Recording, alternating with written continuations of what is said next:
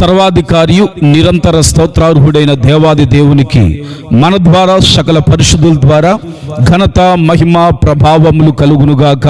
ఈ వాక్యం వింటున్న ప్రతి ఒక్కరికి యేసుక్రీస్తు దివ్యనామంలో శుభాభివందనాలు.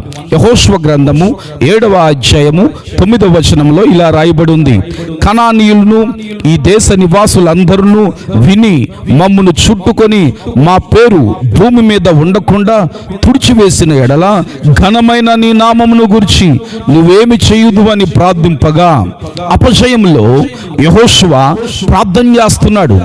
హాయి వారి మీదకి 3,000 మందిని పంపిస్తాడు సైన్యాన్ని.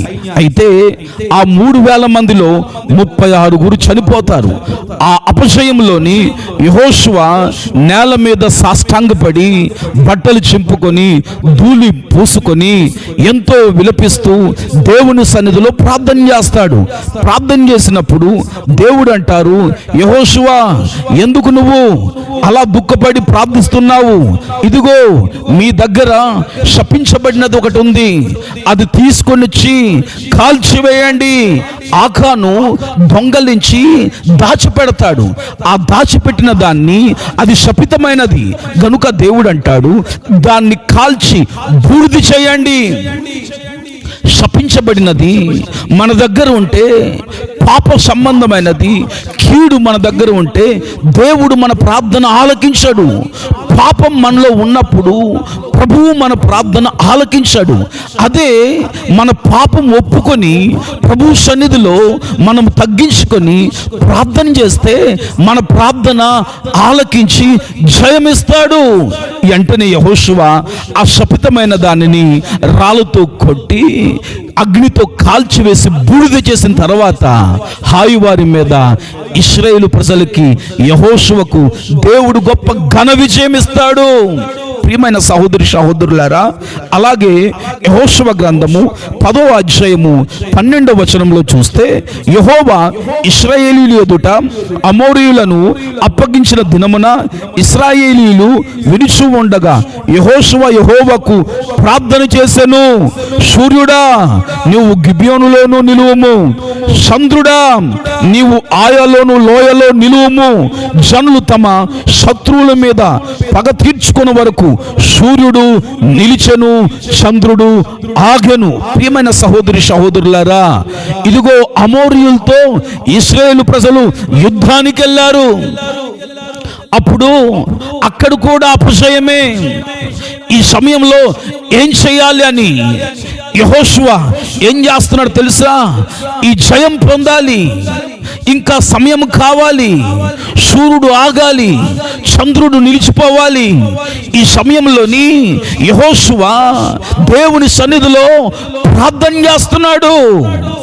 ప్రార్థన చేసిన వెంటనే సూర్యుడా నువ్వు ఆయలో ఆగుము, చంద్రుడా గిబ్యోనులో నువ్వు నిలువుము అన్నప్పుడు సూర్యుడు ఆగిపోయింది, చంద్రుడు నిలిచిపోయాడు. ప్రియమైన సహోదరి సహోదరులారా, ప్రార్థన చేసే నోటికి దేవుడు గౌరవం ఇస్తాడు. ప్రార్థన చేసే వారి నోటిని దేవుడు గొప్ప శక్తితో నింపుతాడు, జీవంతో నింపుతాడు, అధికారంతో నింపుతాడు. ప్రార్థన చేసిన యెహోషువ సూర్యుడు ఆగుమంటే ఆగిపోయింది, చంద్రుడు నిలువమంటే నిలిచిపోయింది. భూమి మీద మనం ఏదైతే బంధిస్తామో అది పరలోకమందు బంధింపబడుతుంది. మనం భూమి మీద ఏదైతే ఇప్పుతామో అది పరలోకమందు ఇప్పబడుతుందని మత్తయి సువార్త 18వ అధ్యాయము 18వ వచనంలో చూస్తాము. ప్రియమైన వారలారా, నాకు తెలిసిన ఒక సహోదరుడు కలడు. అతనికి చికెన్ గున్యా వ్యాధి వచ్చింది. ఆ వ్యాధి చేత 10 రోజులుగా చాలా బాధపడిపోతున్నాడు. అయితే 10 రోజుల తర్వాత మోకరించి ప్రార్థన చేస్తున్నాడు. అయినా సరే జ్వరం తగ్గలేదు, ఆ వ్యాధి నుండి విడుదల కలగలేదు.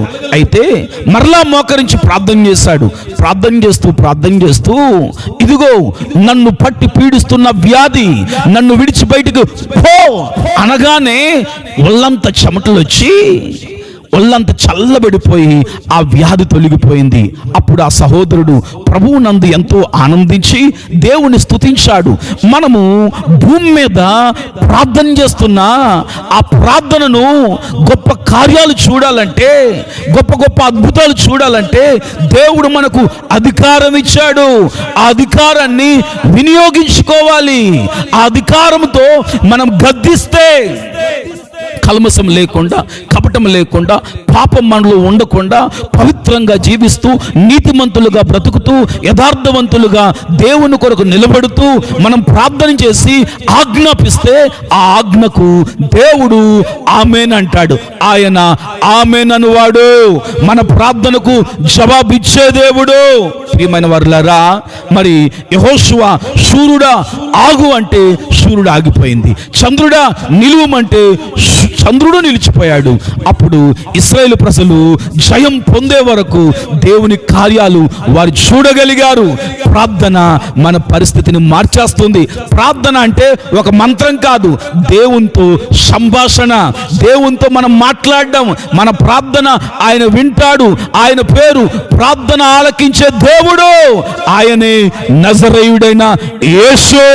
ప్రియమైన వారులారా, జయములో మనము జయమునంబడి జయం పొందాలి, అపజయములో ఉండిపోకూడదు. అలా జయం పొందాలంటే యెహోషువ ప్రార్థన చేశాడు, ఆజ్ఞాపించాడు. మనం ప్రార్థన చేయాలి, మన పరిస్థితిని గట్టిగా ఆజ్ఞాపించాలి. అది ఎలాంటి పరిస్థితినైనా నువ్వు ఆజ్ఞాపిస్తే, పవిత్రంగా జీవిస్తూ ఆజ్ఞాపిస్తే దేవుడు నీ ఆజ్ఞకు గొప్ప కార్యాలు చేస్తాడు. దేవునికే స్తోత్రం కలుగును గాక. అలాగే యెహోషువ గ్రంథము 1వ అధ్యాయము 9వ వచనంలో చూస్తే, నేను నీకు ఆజ్ఞ ఇచ్చుచున్నాను కదా, నిబ్బరము కలిగి ధైర్యంగా ఉండుము, భయపడకుము, జడియకుము. నీవు నడుచు మార్గం అంతటిలో నీ దేవుడైన యెహోవా నీకు తోడై ఉన్నాడు. ప్రియమైన వారులారా, గమనించండి, ఈ యెహోషువ ఎవరయ్యా అంటే, మొదట ప్రార్థన చేసే వ్యక్తి. రెండవది, మోషే చనిపోయిన తర్వాత ఇశ్రాయేలును నడిపించే భారము, బాధ్యత ఈయన మీద పడింది. అప్పుడు భయపడుతున్నాడు, ఎలా నడిపించాలి, భారం నా మీద ఉంది, బాధ్యత నా మీద ఉంది, ఇప్పుడు నేను ఏం చేయాలి అని చాలా భయపడుతున్నాడు. భయపడుతున్న వేళలో దేవుడు అంటాడు, నేను నీకు ఆజ్ఞ ఇచ్చుచున్నాను కదా, నిబ్బరము కలిగి ధైర్యంగా ఉండము, భయపడకుము, జడియకుము. నీవు నడుచు మార్గమంతటిలో నీ దేవుడైన యెహోవా నీకు తోడై ఉన్నాడు. ఆయన తోడుగా ఉండే దేవుడు. మనం భయపడకూడదు. పరిస్థితి ఎలా ఉన్నా సరే ఇమ్మానుయేలు దేవుడు మనతో ఉన్నాడు. ఆయన చెయ్యి పట్టి, వెన్ను తట్టి, చక్కని ఆలోచన చెబుతూ సత్యం నుండి సర్వసత్యములోకి నడిపించే దేవుడు ఆయన. ఆయన మన పక్షం ఉండగా మనం ఎందుకు భయపడాలి? ప్రియమైన తల్లి తండ్రులారా, ఇదిగో మీ పిల్లలకు పెళ్ళిళ్ళు చేయగలనా, చేయలేమా అని భయపడుతున్నారా? ఘనమైన కార్యాలు ఘనంగా దేవుడు జరిగిస్తాడు. మీరు భయపడిన అవసరం లేదు. చదువుకుంటున్న వారులారా, మా చదువు అయిపోయింది, ఇప్పుడు ఉద్యోగాలు వస్తాయా రావా అని భయపడుతున్నారా?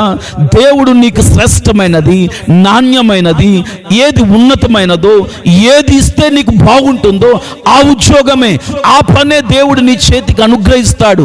సందేహపడొద్దు, భయపడకు, ధైర్యం వహించు. దేవుడు నీ కార్యాలు సఫలం చేస్తాడు. ప్రియమైన వారులారా, గమనించండి, ఈ యెహోషువ ఒకప్పుడు ధైర్యవంతుడే. మోషే ఏగుల వారిని 12 మందిని పంపిస్తాడు.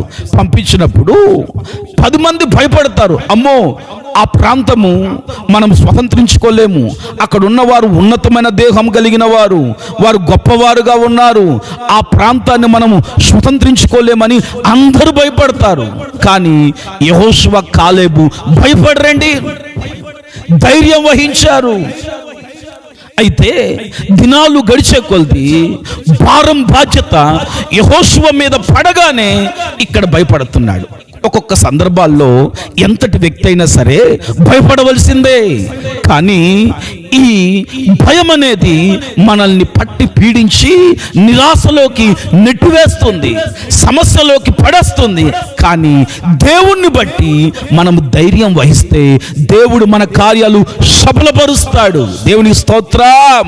ప్రియమైన వారులారా, ధైర్యం వహించడం వలన యోర్దానులో యాజకులు అడుగు పెట్టగానే జలరాశి ఏకరాశిగా నిలిచిపోయింది యెహోషువ నాయకత్వంలో. అంత మాత్రమే కాదు, ఈ యెహోషువ నాయకత్వంలో యెరికో గోడ బద్దలైపోయింది, కూలిపోయింది. గల కారణం ఏంటయ్యా అంటే యెహోషువ ధైర్యం కలిగి ఉన్నాడు. అంత మాత్రమే కాదు, రాజ్యాలను జయించాడు. ధైర్యం వలన దేవుడు నాకు తోడై ఉన్నాడని ధైర్యం వహించడం వలన 31 మంది రాజులను ఇంచుమించు జయించి పాలు తేను ప్రవహించు దేశానికి, కానాను దేశంలో అడుగు పెట్టగలిగారు. నువ్వు దేని కొరకు భయపడుతున్నావు? ఆర్థిక ఇబ్బందుల కొరక? క్రీస్తు మహిమలో మీ ప్రతి అవసరాలు తీర్చబడతాయి. నువ్వు అనారోగ్యంలో భయపడుతున్నావా? నేను అనారోగ్యంలో ఉన్నాను, నేను ఆరోగ్యంగా ఉండగలనా, నాకు స్వస్థత వస్తుందా, నేను బలపరచబడగలనా, మరలా నేను నిలబడగలనా, నా పని నేను చేసుకోగలనా అని భయపడుతున్నావా? యేసు క్రీస్తు పొందిన దెబ్బల్లో నీకు ఆరోగ్యం. నువ్వు భయపడిన అవసరం లేదు. దేవుడు నిన్ను స్వస్థపరచగలడు, మరలా నిలబెట్టగలడు, నీకు శక్తినివ్వగలడు, నువ్వు బలం పొందుకోగలవు. దేవుడు నిన్ను అనారోగ్యములు విడిచిపెట్టడు. ఆయన ఆరోగ్య ప్రదాత, అవయవాలకు నిర్మాణకుడై ఉన్నాడు. కనుక నువ్వు దేని గురించి భయపడకు. యెహోషువతో తోడుగా ఉన్న దేవుడు నీకు నాకు మనందరికీ తోడుగా ఉన్నాడు ఆయన. మూడవది నా ప్రియమైన సహోదరి సహోదరులారా, యెహోషువ గ్రంథము 24వ అధ్యాయము 15వ వచనంలో చూస్తే, నేనును నా ఇంటి వారును యెహోవాను సేవించెదము. యెహోషువలో ఉన్న మంచి ఆత్మీయ గుణలక్షణం ఏంటయ్యా అంటే, దేవుని సన్నిధిలో తాను తన కుటుంబము దేవుని సన్నిధిలో సేవిస్తున్నారు, దేవుణ్ణే ఘనపరుస్తున్నారు, దేవుణ్ణే ఆరాధిస్తున్నారు, దేవుణ్ణే మహిమపరుస్తున్నారు, దేవునికే ప్రార్థిస్తున్నారు. ఈరోజు నీ కుటుంబం ఎలా ఉంది? నెమ్మదిగా ఉందా? సంతోషంగా ఉందా? సమాధానంగా ఉందా? ఐక్యంగా ఉందా? నీ కుటుంబంలో దేవుని కార్యాలు నువ్వు చూడగలుగుతున్నావా?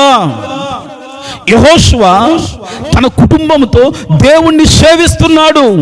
ఆదాము అవ్వ కుటుంబం చూస్తే దేవుణ్ణి ప్రార్థించినట్లు మనం చూడలేము. ఆదాము, అవ్వ, కయీను, హేబేలు వారు మొదటి మానవులు. కానీ కలిసి దేవుని సన్నిధిలో సేవిద్దాము, ఆయనకు ప్రార్థిద్దాము, ఆయన్ని ఆరాధిద్దాము, ఆయన్ని ఘనపరుద్దామని మనం బైబిల్లో వారు అనుకున్నట్లుగా చూడలేము. కుటుంబ ప్రార్థన వారి కుటుంబంలో లేదు గనుక ఆ కుటుంబంలో కయీను ఒక నరహంతకుడు అయిపోయాడు. ప్రియమైన వారులారా, నా 2 చేతులు జోడించి చెబుతున్నా, కుటుంబము కలిసి ప్రయాణం చేస్తుంది, కలిసి భోజనం చేస్తుంది, కలిసి అందరూ పడుకుంటారు, మంచిదే కాదనట్లేదు. కానీ కలిసి మీరు ప్రార్థన చేస్తున్నారా? కుటుంబ ప్రార్థన మీ ఇంట్లో ఉందా? భార్యాభర్తలకు సమాధానం ఉందా? పిల్లలకు మీకు ఐక్యత ఉందా? ప్రియమైన వారులారా, కుటుంబ ప్రార్థన లేకపోవడం వలన నష్టాలు కోరి తెచ్చుకుంటారు. మరి ఏలి కుటుంబంలో చూస్తే ఏంటి, వారు కుటుంబ ప్రార్థన చేసుకున్నట్లుగా బైబిల్లో చూడలేం మనం. ఏలి ఒక దైవజనుడే, ఒక యాజకుడే. కానీ తన భార్య, తన పిల్లలు, వారి యొక్క కోడలతో కలిసి ప్రార్థన చేసినట్లు మనం చూడలేమే. వారు శపించబడ్డారు, నాశనకరమైన మార్గంలో నడిపించబడ్డారు. గల కారణం ఏంటయ్యా అంటే కుటుంబ ప్రార్థన లేదు. నా ప్రియమైన సహోదరి సహోదరులారా, కుటుంబ ప్రార్థన చేస్తే మీ కుటుంబాలు ఒక స్వర్గసీమలా ఉంటుంది.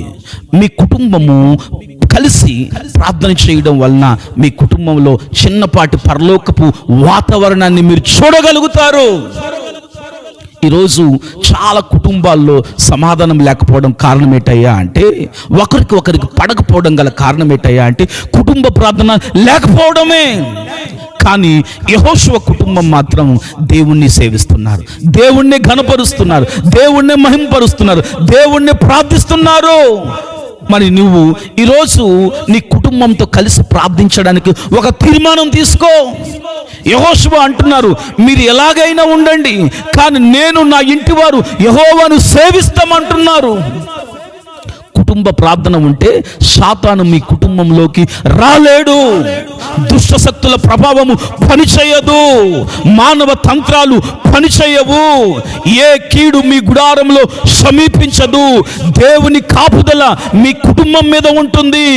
దేవుని యొక్క ప్రొటెక్షన్, దేవుని యొక్క దూతలు మీ ఇంటి చుట్టూ ఉంటారు. మరి ఈరోజు నీవు యెహోషువ కుటుంబం వలె కుటుంబ ప్రార్థన చేయడానికి ఒక తీర్మానం తీసుకో.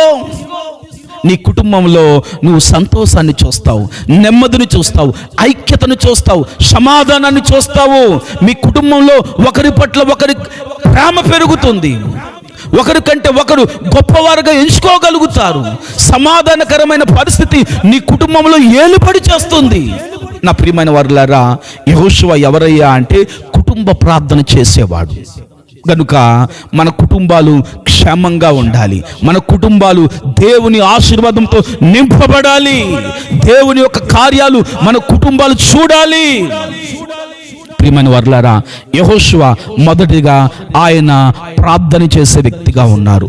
రెండవది, ఇదిగో ఈ యెహోషువ భయపడట్లేదు, ధైర్యం వహించాడు, దేవుని కార్యాలు చూడగలిగారు. మూడవది, కుటుంబం అంతా కలిసి దేవుణ్ణి సేవిస్తూ ప్రార్థిస్తున్నారు.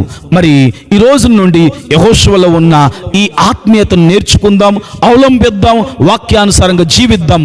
మనము మన కుటుంబాలు దీవించబడి ఆయన రాకడికై నిలబడునుగాక. ఆమేన్. దేవుడు మనందరిని దీవించి ఆశీర్వదించునుగాక. చిన్న ప్రార్థన చేద్దామా?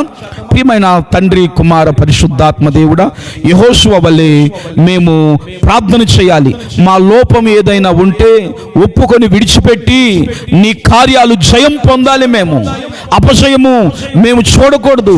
జయము నెంబడి అధికమైన జయం చూడాలంటే ప్రార్థన చేయాలి. అయా, పాపం ఒప్పుకోవాలి, ప్రార్థిస్తూ ఆజ్ఞాపించాలి. ఆజ్ఞాపించినప్పుడు నువ్వు గొప్ప కార్యాలు చేస్తావు. భూమి మీద ఏదైతే ఇప్పుతారో అది పరలోకమందు ఇప్పబడిన అన్నావు. భూమి మీద మీరు ఏదైతే బంధిస్తారో అది పరలోకమందు బంధింపబడిన అన్నావు. గనుక మాకు అధికారం ఇచ్చావని మా అధికారాన్ని మేము వినియోగించుకోవడానికి సహాయం చేయండి. ఎలాంటి పరిస్థితి ఎదురైనా మేము భయపడకుండా ఉండడానికి సహాయం చేయండి. మూడవది, మా కుటుంబాలు నీ సన్నిధిలో గడిపే మా ప్రార్థనలను వింటావని ధైర్యంతో మేము కుటుంబ ప్రార్థనలు చేసి తద్వారా నీ ఆశీర్వాదం పొందడానికి సహాయం చేయమని, ఈ వాక్యం విన్న ప్రతి ఒక్కరిని దీవించమని, ఘనతయు మహిమయు ప్రభావములు పొందుకోమని యేసుక్రీస్తు నామంలో ప్రార్థిస్తున్నాం పరమ తండ్రి. ఆమేన్. దేవుడు మిమ్మల్ని, మీ కుటుంబాల్ని దీవించి ఆశీర్వదించునుగాక. ఆమేన్. అందరికి వందనాలు.